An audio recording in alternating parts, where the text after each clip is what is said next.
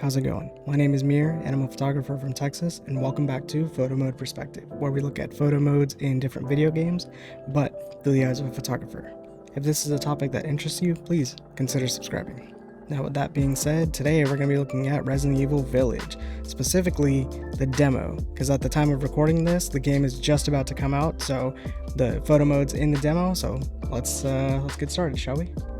To access the photo mode, pause the game and go down to photo mode. Alright, let's go through these different tabs. You have your camera tab, depth of field, FX1, FX2, frames and logo, and other. Alright, so let's start with the camera tab. So here you have the area of view. In other games, they actually have it marked by millimeters or like a field of view degree. But in here, it's just left is telephoto, right is wide angle. Right, and then you have your inclination, adjust the camera inclination. Oh, it's just to rotate. So if you wanted to rotate the image, if you wanted to go for like a portrait image, you could, like a taller image, you could do that. Let's see. Yeah, you could go for that if you wanted to. Your inclination is just to rotate the image. Alright, let's move on to the next tab. You have your depth of field and you have your blur on or off. Right now there's a very subtle blur effect happening. Blur in photography terms is also known as bokeh. So then you have your focus area, which is basically where do you want to focus. Blur strength, short range and long range. So I'm guessing the short range is your foreground and your long range is your background. And then your blur strength, like how much blur do you want overall. So let's see if we can mess with this. Blur strength, I'm just gonna max it out just so I can see where I'm focusing. So yeah, the short range, that's your foreground. So everything down there at the bottom is getting blurred out. And then your long range, this will be your background. So you can see that that tree to the right is freaking out a little bit. And then what we're gonna do, we're gonna try to find a focus area. See if I can find it. Sometimes it's hard to tell. So I think what I'm gonna do, I'm gonna focus on that gate that's back there. I think we'll focus there, and then we'll just bring these back. It's definitely okay to max out some of the settings and then adjust something else, and then go back and adjust your other settings. In this case, I increased the blur, short range and long range, just so I can see what area was being focused and then fine tune the focus, and now I can go back and change the blur strength. All right, moving on from depth of field, you have your FX1 tab. So here we're kicking things off with brightness, which is also known as exposure. I think what I want to do here, I just want to brighten it up a little bit, not too much, because here it's overexposed. I think that's a little too much. Like the ground looks fine, but then now the background is a little too blown out. You don't have as much detail in the clouds. So I'll bring down the brightness to maybe about here. I think that looks good. Then you have a vignette, and a vignette is essentially an oval that goes around the screen and it just darkens up the edges. So if I turn this off and on, you can see what a vignette is doing. So when it's on, I think this is a little too much. So the nice thing is there's a vignette coverage slider, so you can push around the vignette to your liking. So if we go to the right, it pushes the vignette in a little bit further. Doesn't look good. I'm gonna go the other way. I want a vignette, but just a subtle one. So maybe something like that. I think that looks good. Because the main focal point of this is the center of the image. So I just want to darken up the edges a little bit, just so there's more of a focus, pun very much intended, there's more of a focus on the middle of the image. Okay, and then you have your bloom. A bloom is more of like the glowing effect caused by like a very bright light source. So it's on right now. If we go to bloom strength, and just kind of max it out. You see how the whole image is now glowing? That's what a bloom does. So if you wanted to add a little bit more atmosphere and ambiance, you can increase the bloom strength to give that effect. So So I think what I want to do, I don't want to go too hard with the bloom. Let's go maybe somewhere around here. All right, moving on to the next tab, you have your effects 2, and here you have your filters. So you can just add like a colored filter on here, which I like the filters in this compared to other games. Other games, they go a little too much with the filters. In here, I kind of get the feeling they actually color corrected the filters to make the image, no matter what it is, pleasing.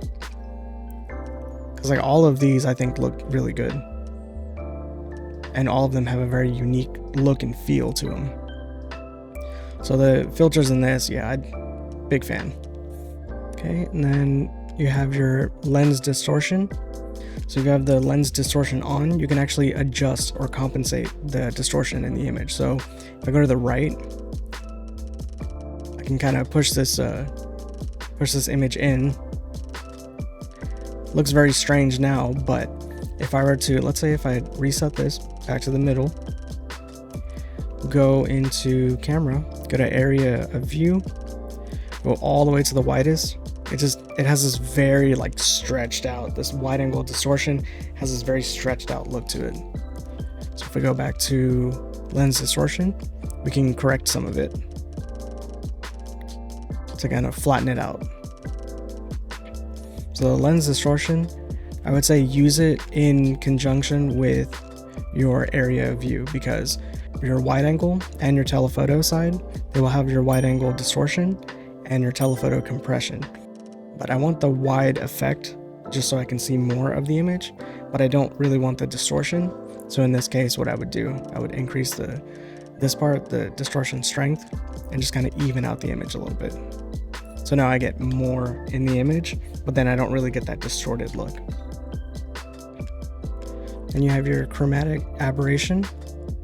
This will only work if the lens distortion is on. Chromatic aberration gives this ghosting effect. So if you really wanted to, you can go for a really unique look. You'll see these in actual cameras and lenses as well, depending on the lens specifically. Yeah, chromatic aberration, you can use it as like a artistic or a unique look, but most of the time, whenever it's found in a lens, it's always, people tend to correct it in something like Lightroom or something. There's a little check mark, just like remove chromatic aberration. If you want the look, go for it. Most modern lenses are pretty good about chromatic aberration, but a lot of the older like vintage lenses, then not so much. If you want this ghosting effect, turn it on, increase the strength, and there you go. So here you have your frames and logo. Okay, so these look like just different crops of the image. So if you wanted to crop in the image, you could. And then you have your frames that are unique to the game. Which, again, these are fun. If you wanted to use it, go for it. Me personally, I like these. I like these crops. Specifically this one. And the game logo, of course, you can just, watermark the image if you wanted to. Then you have your other tab where you can turn on and off like the enemy, character, and animal. And then the grid. So this grid is actually known as the rule of thirds. I've said it in other videos, but it's not a definite rule. You're allowed to break it. But basically what it does, it helps compose your image. Like if I were to, let's exit out of the photo mode. This statue. You can use the grid to line this up as well. It's like, you know what? I think I want the statue to the left. So just mark it on this grid like this.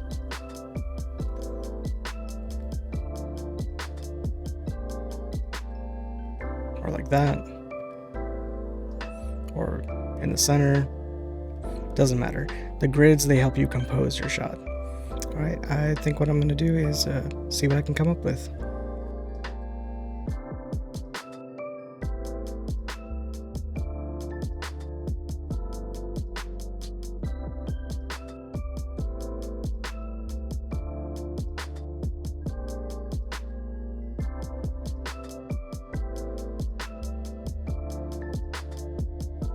I think that looks pretty good.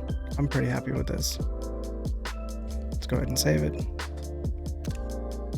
I think all in all, the photo mode in this game isn't too bad. It's a little bit more on the basic side, but it still gets the job done.